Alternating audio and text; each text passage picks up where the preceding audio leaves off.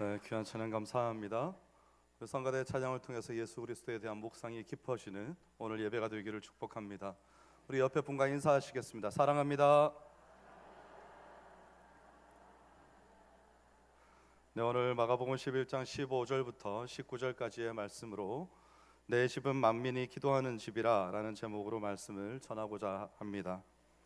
지난주에는 마가복음 10장 23절부터 31절까지의 말씀을 살펴보면서 재물을 비롯해서 이 땅에서 우리를 붙잡고 있는 모든 것을 넘어서 예수 그리스도를 따르는 길만이 진정으로 우리에게 영생을 가져다 주시는 길이다, 이것을 여러분과 함께 나누었습니다.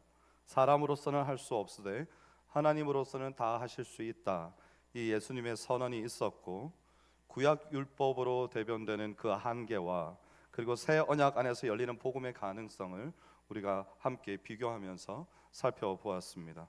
그리고 오늘은 예수님께서 예루살렘에 들어가시는 본격적인 장면으로 이어집니다. 종려주일 설교를 오늘과 그리고 다음 주일에 이제 두 번에 걸쳐서 하기로 했는데, 이번 주와 다음 주는 11장부터 시작되는 예루살렘 이야기에 초점을 맞추려고 합니다. 예수님께서 메시아로서 예루살렘에 입성하시고 성전을 둘러싸고 일어난 일이 이 마가복음 전체를 관통하는 아주 중요한 주제이기 때문입니다.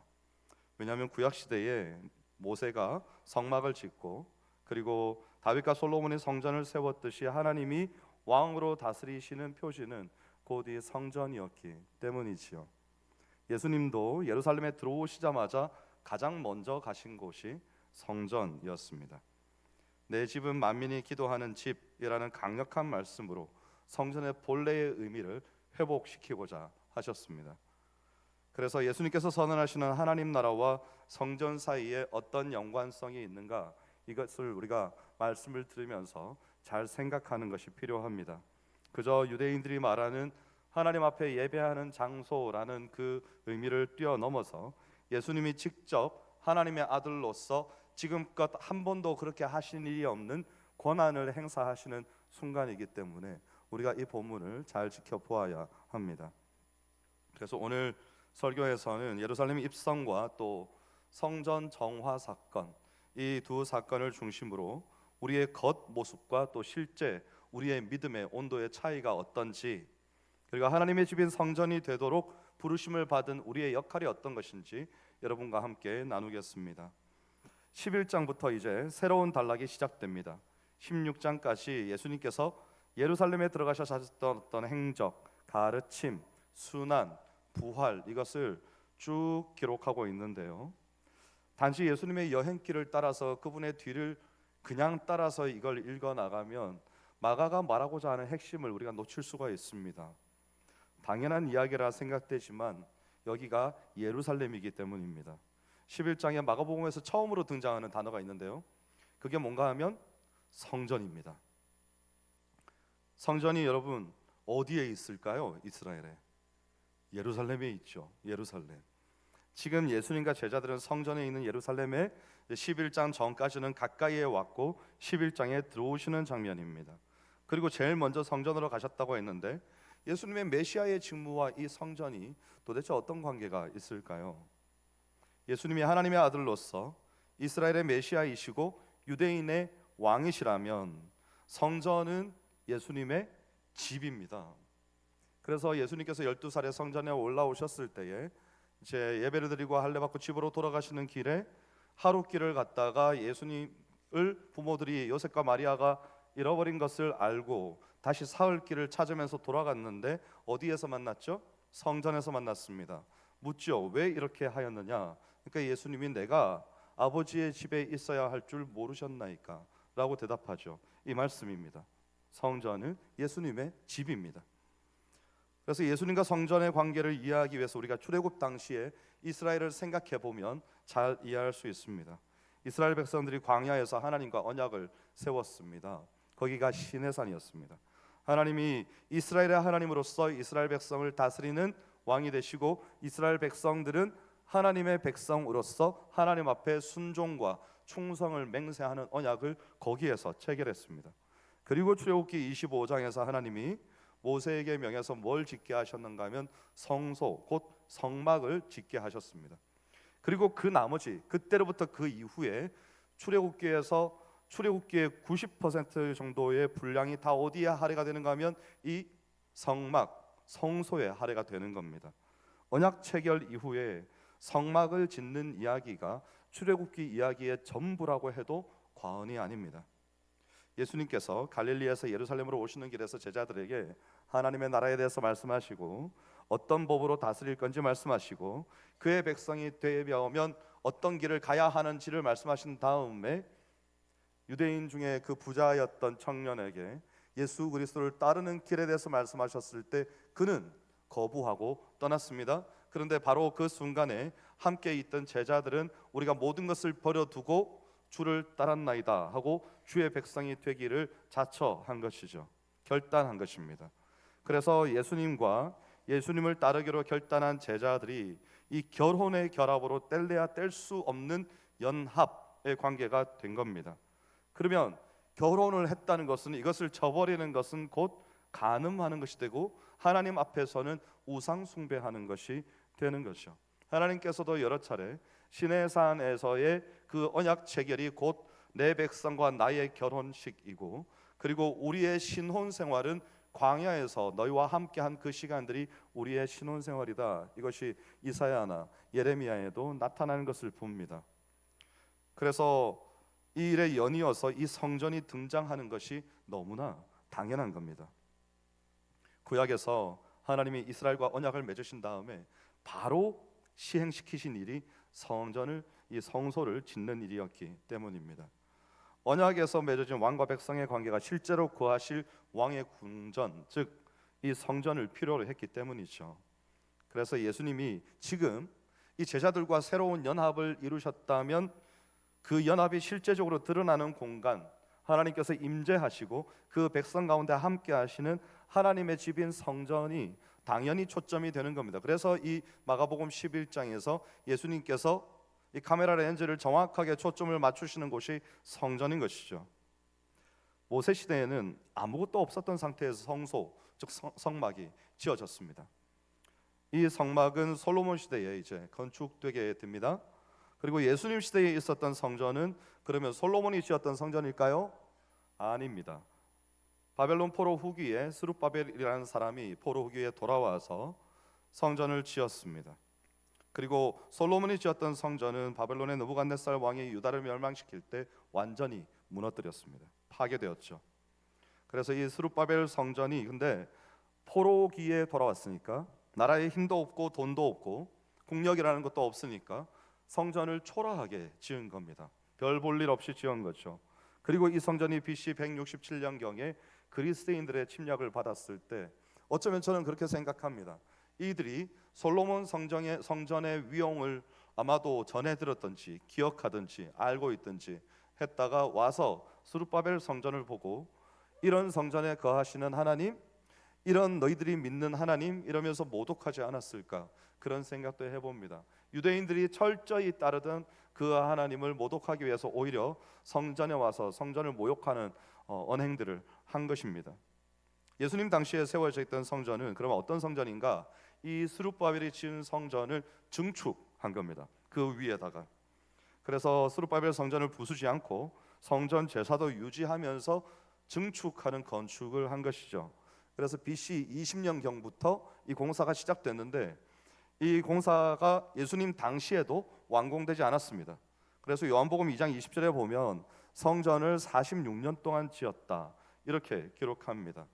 그리고 역사가들은 헤롯이 죽고 68년 뒤에 헤롯 아그리빠 왕 2세가 그의 재위 때 완공했다. AD 64년입니다.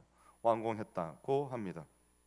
마가가 성전을 11장부터 16장까지에 걸쳐서 이제 계속해서 이야기하는 겁니다. 그 안에 예수님의 순환이 있고 십자가가 있고 부활이 있습니다. 그런데 그 죽음과 부활로 말미암아 일어난 결과 예수 그리스도께서 그 직무를 완성하심으로 말미암은 결과가 성전에 연결되어 있다는 겁니다. 요한이 예수님께서 성전을 무너뜨리시고 이제 3일 만에 다시 짓겠다 이 말씀을 한 것을 기록하면서 그걸 요한복음 2장 19절부터 22절까지 해서 이렇게 기록합니다. 예수께서 대답하여 이르시되 너희가 이 성전을 헐라 내가 사흘 동안에 일으키리라. 유대인들이 이르되 이 성전은 46년 동안의 지었거늘 내가 3일 동안에 일으키겠느냐 하더라. 그 뒤에 두 절 말씀 여러분이 읽습니다. 시작. 그러나 예수는 성전된 자기 육체를 가리켜 말씀하신 것이라. 제자들이 이 말씀하신 것을 기억하고 성경과 예수께서 하신 말씀을 믿었더라. 아멘. 자, 마가의 기록은요, 마가의 기록 뒤에 나오는 걸 보면 11장 1절에서 예수님께서 예루살렘에 들어가시는 광경을 묘사하는데, 이제는 예수님께서 스스로 메시아가 되심을 감추지 않으십니다. 선지자들의 예언을 성취하시는 그 내가 참 메시아다, 이것을 직접 보여주시는 거죠. 가장 대표적으로 나타난 것이 스가랴 9장 9절 말씀입니다. 시온에 따라 크게 기뻐할지어다 예루살렘에 따라 즐거이 부를지어다 보라 내 왕이 내게 임하시나니 그는 공의로우시며 구원을 베푸시며 겸손하여서 나귀를 타시나니 나귀의 작은 것 곧 나귀 새끼니라. 그리고 마가복음 11장 7절에 보면 나귀 새끼를 예수께로 끌고 와서 자기들의 겉옷을 그 위에 얹어 놓음에 예수께서 타시니. 여기에 그 유명한 구절이 여기서 나오는 거 아닙니까? 주가 쓰시겠다 하라. 이게 여기서 나오는 거죠. 이 예루살렘에 운집한 사람들의 눈에 예수님은 유대인들을 이방인에게서 구원해 줄 메시아였습니다. 이제 속히 그분이 들어오시게 되면 이 이방 나라를 완전히 쳐부수고 다윗의 나라를 온전히 세워달라는 바람으로 지금 호산나 호산나 하고 외치고 있는 것이죠. 그런데 진정 예수님이 누구이신지, 진짜 누구이신지에 대한 이해가 없이 자신들이 원하는 왕을 자기들의 방식으로 지금 환영하는 거 아닙니까? 그러니까 이 군중이 나중에 어떻게 되는가 하면 예수님을 십자가에 못 박으라고 외치는 군중으로 탈바꿈하게 되는 겁니다. 똑같은 사람입니다.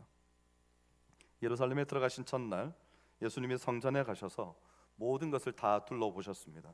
그리고 날이 이미 저물었기 때문에 제자들과 함께 다시 감람산을 넘어 건너편 베다니로 가셨습니다. 그리고 이튿날에 제자들과 다시 베다니에서 나와서 감람산을 넘어서 예루살렘 성에 들어오셔서 가는 길에 아마도 예수님께서 배가 고프셨던 것 같아요. 그래서 지나는 길에 열매를 얻으시려고 무엇이 있을까 하고 무화과 나무에 가까이 가셨습니다. 그런데 잎사귀 외에 아무것도 얻을 수가 없었습니다. 마가는 무화과 때가 아니라고 기록합니다. 그런데 예수님께서는 무화과 나무에게 영원토록 사람이 내게서 열매를 따 먹지 못하리라고 말씀하시는 겁니다. 자, 여러분, 오늘 설교의 내용의 밀도가 상당히 높죠. 여러분 졸지 마시고 잘 따라오셔야 무슨 내용인지 이해를 하실 수 있습니다.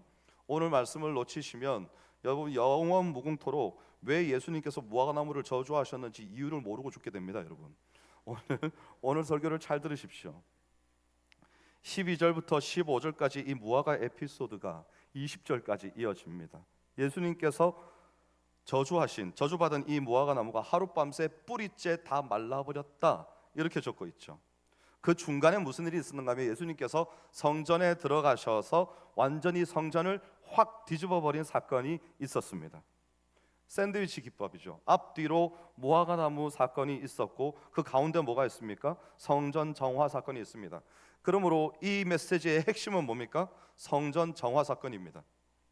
예수님의 예루살렘 입성이 우리에게 있어서 진짜 화두가 되어야 되는 것이 아니고, 예수님께서 무엇을 하시려고 이 성전이 있는 예루살렘에 들어오셔서 가장 먼저 무엇을 하셨는지 그것을 우리가 알아야 되는 거죠. 무화과 나무와 성전에서의 일이 연결되어 있는 겁니다. 그래서 본문은 오늘 우리가 함께 읽은 15절부터 19절까지이지만 앞뒤 무화과 나무 본문을 함께 읽어야 됩니다. 예수님이 나무에게 이제부터 영원토록 사람이 내게서 열매를 따먹지 못하리라, 철이 아닌 무화과에 열매가 없다고 영원토록 열매가 없을 것이다 라고 저주하신 예수님이 좀 너무하신 것이 아닌가, 우리가 얼마든지 이런 생각이 들 수 있습니다. 그런데 이 11장 13절부터 14절은요 내용에 관한 설명이 아니고 개요입니다. 개요. 지금부터 무슨 일이 일어날 건지 우리에게 던지고 있는 겁니다. 그래서 13절은 15절부터 19절까지가 설명하고 14절은 20절부터 23절이 설명합니다. 13절에 예수님은 열매를 얻기 위해서 무화과나무로 가셨고, 그런데 그곳에는 얻기를 원했던 열매는 없고 잎사귀뿐이었습니다. 자, 예수님이 예루살렘에 오시자마자 성전으로 가셨습니다. 그곳에서 열매를 얻고자 하셨습니다. 예수님께서 얻고자 하셨던 열매는 뭔가 하면 내 집은 만민이 기도하는 집이라, 이 열매를 얻고자 하셨는데 그곳에는 그 열매는 없고 뭐가 있었는가 하면 매매하는 자들, 돈 바꾸는 자들, 비둘기 파는 자들 뿐이었습니다. 하나님의 집인 성전이 완전히 강도의 소굴이 되어 있었다고 적고 있는 겁니다. 그래서 14절에 보면 예수님이 열매가 없는 그 무화과 나무에게 이제부터 영원토록 사람이 내게서 열매를 따먹지 못하리라 라고 말씀하시면서, 이 무화과 나무는요, 그 다음날 아침에 뿌리째 마른 대로 발견됩니다. 무화과 나무가 저주를 받아 말랐다고 베드로가 말하죠. 무화과 나무의 마른 것을 통해서 말씀하시고자 하는 겁니다. 제 기능을 하지 못하는 성전이 그렇게 말라버릴 것이다, 그렇게 파괴될 것이다. 지금 예수님께서는 이 말씀을 하시기 위해서 무화과 나무를 앞뒤로 배치하고 있는 것이죠. 13장에 보면 예수님께서 성전에서 나가십니다. 직접적으로 성전에 대해서 파괴될 것을 말씀하시는데 13장 1절 2절에 보면 예수께서 성전에서 나가실 때에 제자 중 하나가 이르되 선생님이여 보소서, 이 돌들이 어떠하며 이 건물들이 어떠하니까. 예수께서 이르시되 내가 이 큰 건물들을 보느냐, 돌 하나도 돌 위에 남지 않고 다 무너뜨려지리라. 여러분, 제자들은 뭘 봅니까? 이 돌들이 어떠하며 이 건물들이 어떠하니까. 뭘 보는 것 같아요? 건물을 보는 겁니다. 건물을. 근데 예수님께서 바로 다시 말씀하시죠. 너희가 이 큰 건물들을 보느냐. 성전이라고도 하지 않으십니다. 돌 위에 돌 하나도 남지 않고 다 무너뜨려질 것이다. 무화과 나무는요, 성전의 부패와 파괴를 시각적으로 우리에게 나타내 보여주는 겁니다.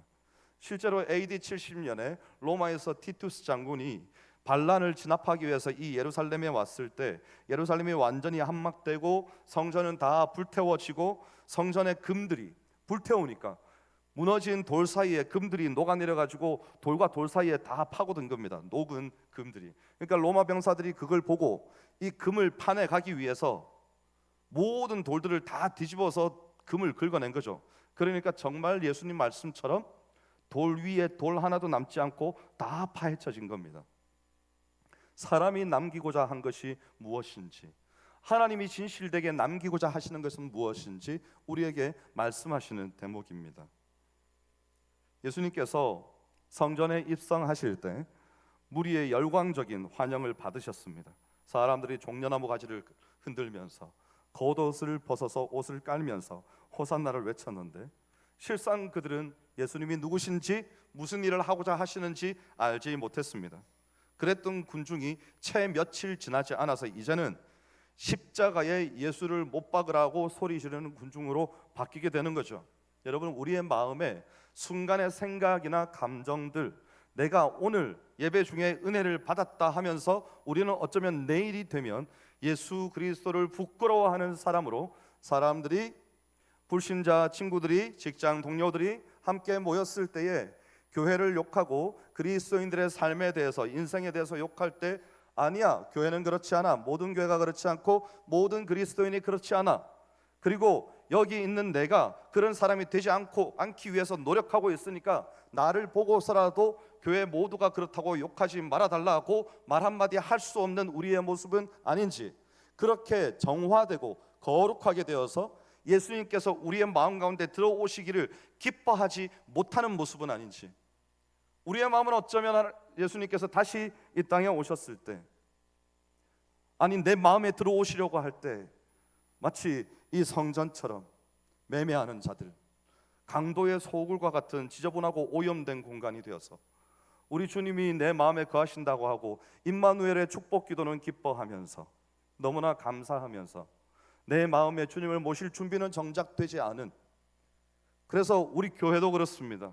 예수님께서 저 문을 열고 우리 교회를 걸어 들어오시고자 할 때 생각해 봅니다. 우리 교회는 부끄럽지 않은 모습으로 예수님께서 과연 들어오셔서 이때처럼 성전을 완전히 뒤집어 엎지 않고 우리와 함께 계실 수 있는가? 이걸 생각해 봅니다. 예수님께서 그걸 해결하시기 위해서 사람이 사람으로서 할 수 없는 것을 보고 십자가를 지신 거 아닙니까? 구제불능인 겁니다. 이 사람들이 오늘 받은 은혜가 내일까지 가지 못하고 오늘의 신실함이 내일을 보증하지 못하고, 그래서 늘 연약할 뿐인 이 백성들을 불쌍히 여기셔서 예루살렘을 통과하여 십자가의 길을 가기 위해서 갈보리로 향하시는 우리 주님이 아니십니까? 그래서 예수님께서 성전에 들어가셔서 매매하는 사람들을 내쫓고 돈 바꾸는 자들의 상을 엎으신 사건, 겉으로는 하나님을 예배하는 장소라고 이름을 붙였지만 실제로는 사람들의 이득과 계산으로 가득 차 있는 그 장소, 거기를 예수님께서는 싫어하셨던 거예요. 나는 이런 곳에서 예배를 받고 싶지 않다 말씀하신 겁니다. 내 집은 만민이 기도하는 집이라 불릴 것이다, 이렇게 말씀하신 예수님의 외침입니다. 여러분, 누군가와 대화하신 게 아니에요. 예수님께서 외치셨습니다. 하나님께 예배드리는 성전이 마땅히 가져야 할 거룩함을 다시 되찾아야 한다, 이 말씀을 하신 겁니다. 여러분, 오늘 우리의 삶이, 혹 우리는 종려나무 가지를 흔드는 열정적인 표정으로 예수님을 맞이하다가 우리도 예수님이 정작 내 마음 가운데 들어오시고자 할 때, 예수님께서 정작 우리의 삶 가운데 오셔서 우리를 변화시키시고자, 우리를 사용하시고자 할 때, 아니요 예수님, 저 예수를 십자가에 못 박으라고 외치게 되어버리는 우리의 모습은 아닌지, 예수님을 오히려 부끄러워하면서 예수님을 밀어내지는 않는지, 예수님께서 분명하게 말씀하셨습니다. 누구든지 이 땅에서 나를 모른다면 마지막 날에 나도 그를 모른다 하리라 말씀하셨습니다. 거룩해야 될 우리의 마음과 생각을 세상의 욕심과 계산으로 가득 채우는 오늘이 되지 않기를 축복합니다. 우리가 고난주간을 준비하고 부활주의를 맞이하기를 기도로 준비하면서 우리의 마음이 진정으로 거룩하고 정결해진다는 것은, 여러분, 새벽 기도회를 부지런히 참석하는 게 아닙니다. 새벽 기도회를 일주일 내내 나오고 주일 예배를 1, 2, 3부를 다 드린다고 해도, 오후 예배까지 드리고요, 뭐 칸타타 연습을 해서 참여하고요, 모든 것을 다 한다 해도 그 마음이 마치 오늘 말씀에 나오는 이 성전과 같다면, 그래서 예수님께서 오셔서 다 뒤집어 엎어야 한다면 우리는 오늘 잘못된 길을 가고 있습니다. 우리 주님께서 기뻐하며 들어오실 만한 그리스도의 집이 됩시다. 여러분, 오늘 우리 교회가, 수봉산 교회가, 우리 여기 가장 어린 아이들로부터 시작해서 가장 어른에 이르기까지 우리의 모든 마음이 주님께서 기쁨으로 들어오셔서 기쁘게 우리의 예배를 받으시며 내 집은 만민이 기도하는 집이라 말씀하셨던 그 소원을 아름답게 이루어 드리는 하나님의 사람들이 되시기를 주의 이름으로 축복합니다. 기도하겠습니다. 하나님,